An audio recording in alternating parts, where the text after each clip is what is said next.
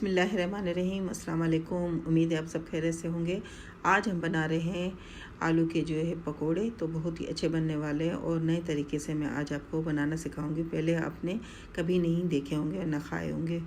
तो इसमें हमने 4 आलू लिए थे, 1 पाव बेसन लिया, अदरक और लहसुन को हमने कूट लिया है और हरी मिर्चों को भी हमने कूट लिया और धनिया भी हमने काट लिए। तो आलू को इस तरह से मोटा काटना है, बिल्कुल पतले नहीं काटने, क्योंकि हम जो बनाते हैं पकोड़े उसमें हम पतला ही काटते हैं। तो अब इसमें हमने जो मिर्चें कूट के रखी थी वो डाल दी, धनिया भी डाल दी और ये हमारे पास ये अदरक और लहसुन, देखें आपने पहले नहीं कभी डाली होगी। तो अदरक और लहसुन इसमें मिक्स करेंगे और हम इसमें डालेंगे ज़ीरा कुटा हुआ, लाल मिर्च कलर के लिए और कुटी और पीसी दोनों मिर्च डालेंगे, बेसन डालेंगे, 2 चम्मच बेसन हम इसमें डाल देंगे और इसमें हम डालेंगे हस्बे ज़ायक़ा जो नमक, क्योंकि आगे फिर घोल में भी पड़ेगा, तो इसलिए हम इसको इसमें हाफ़ टी स्पून डाल के इसको मिक्स करेंगे, अच्छे से मिक्स करेंगे।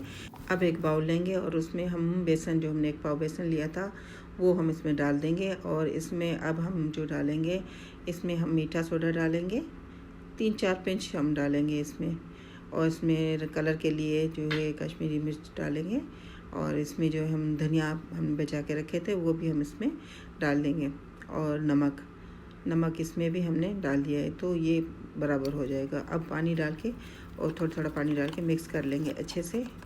ये देखिए इस तरह से हमने घोल बना लिया है और पैन में हमने ऑयल गरम कर लिया था। तो अब हम जो है एक एक करके और ये इस तरह से हम पैन में डालते जाएंगे। ऑयल ज़्यादा गर्म नहीं करना, क्योंकि हमने आलू थोड़ा मोटा काटा था, इसलिए हम ये आराम आराम से पहले हम पकाएंगे, फिर फ्लेम को हम थोड़ा तेज़ करेंगे। जब ये आधे तल जाएंगे तो फिर हम इसको फ्लेम को तेज़ करेंगे, ठीक है। अब हमारे एक साइड हो गया है तो हम इसको पलट लेंगे और पलट के हम इसको तलने के लिए छोड़ देंगे।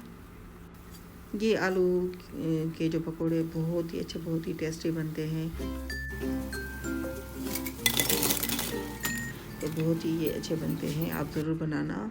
और ये देखें मैं आपको तोड़ के दिखाती हूँ, बहुत ही खस्ता बने हैं, ये देखें बहुत ही खस्ता बने। और उसका मसाला आप देखें अंदर, जब खाएंगे ना तो इसकी जो खुशबू होगी और मसाले की टेस्ट होगी बहुत ही अच्छी लगेगी। और इसके साथ ही मुझे इजाज़त है, अल्लाह हाफिज़।